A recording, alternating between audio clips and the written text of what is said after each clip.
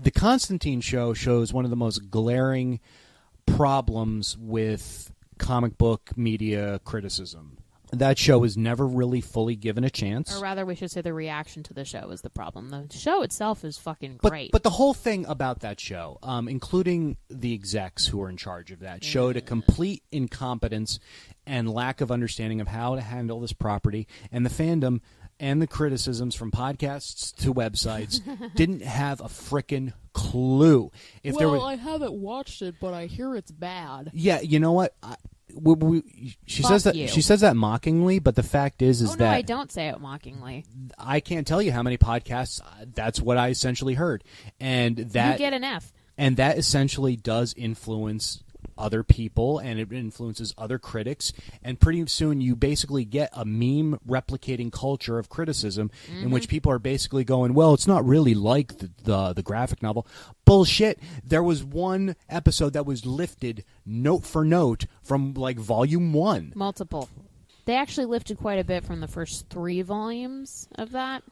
What people wanted is... Including Newcastle. The people that did watch the show, or at least watch the first 2 I got everything I wanted. First 2 episodes basically wanted it to be like American Horror Story. They wanted it to be like guts and gore and like to be really like full-on horror. It's on fucking NBC. Hellblazer is not full-on horror either. Not all the time. It gets really weird and kind of esoteric after a while. And it's also something that they have to make some kind of sense with Constantine as a character now. So that show was kind of a middle ground, and it worked because there were elements present from all of that. Was it perfect? No. But look at the first 6 issues of Arrow. First 6 episodes of Arrow are garbage. It is virtually unwatchable. It's so bad. And the first, 15 episodes of Agents of S.H.I.E.L.D.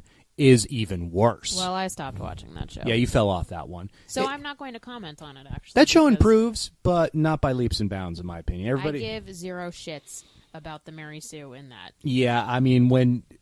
I'm still watching it, but the whole scene where she breaks out of the Inhuman cocoon in slow motion and it looks like a Vidal Sassoon ad, I just couldn't deal with it. Because you're worth it. Because, you're an Inhuman and you're worth it. Don't hate me because I'm an Inhuman.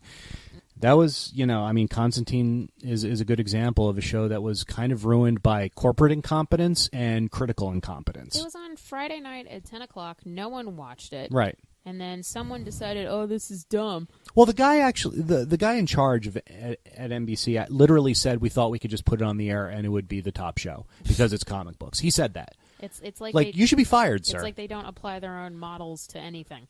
Like, you're in this business. Goodbye. But then at the same time, NBC has, only 2 shows that are out of season 2 by this point. One is The Voice of all things. But that doesn't matter anymore. Yeah, you just keep pumping these properties out, and eventually I guess something is going to catch. I can't have nice things. I can't have an Assassin's Creed that isn't a flaming, festering ball of shit, and I can't have comic book shows that I like, although I love The Flash, I will say that. Most of the shows on right now are actually quite good. You and I disagree very heartily about where Arrow is headed right now. No, it's not that we disagree. I am more accepting of mediocrity than you are. Yeah, and the fact of the matter is that this show right now seems very, very directionless. I say it seems directionless, and it is nowhere near as good as is like the second half of season 2, which was frickin' phenomenal. Great. Oh my god. Yeah, so that's the problem. And now for you, that is more of like a cardinal sin. So.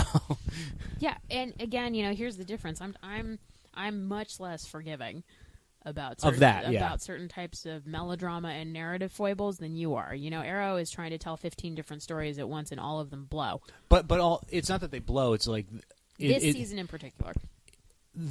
I can't intuit where it's gonna go. There's no feeling of what this is escalating into. It's like they go to Nanda Parbat, then they come back, then they go again, then they come back. It's like, well, Raish is not actually much of a fucking threat. He just shows up and goes, "God damn it, you're gonna do what I want you to do, young man." Honestly, I felt that the character was done really well to the point where he kills him. Right, the duel on the mountain. I'm like.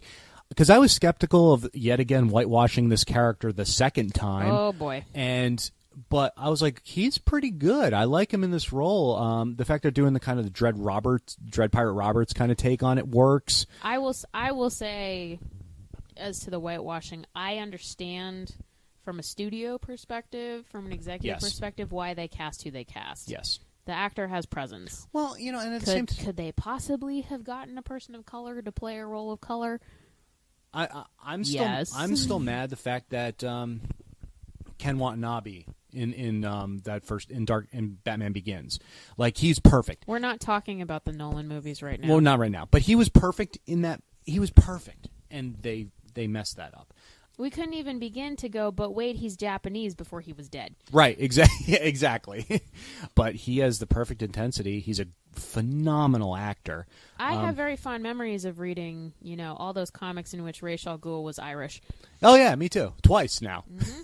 And honestly, as lame as Arrow is right now, you're not watching iZombie, which I refuse. Pound for pound is the worst adaptation of any of these. I'm not going to comment on it because I have no interest. Horrendously bad. I read the first couple issues of the comic, and then I saw I saw the trailer for it, and I'm like, this is not what the comic is. No, not even close. And iZombie manages to have like multiple sins in the fact that it's like it's a bad adaptation that totally misses the point of the original work, takes out all the really interesting things of the original work, and manages to rip off two other properties at the same time. So while you don't get things like this weird struggle against like the resurrected mummy and the were terrier, you're not getting any of that. And they're ripping off both Chew and what's that? And a manga called I can't remember the Japanese word it starts with, but it's called Corpse Delivery Service. Yeah, it's basically ripping off those two things, and it's putting it in this guise of basically that the problem with this character is that she can't be a yuppie anymore. She's upset that being a zombie doesn't allow her to basically have, be married to like, the perfect guy. It is be hard. Unwatchable in how bad it is. Must be hard.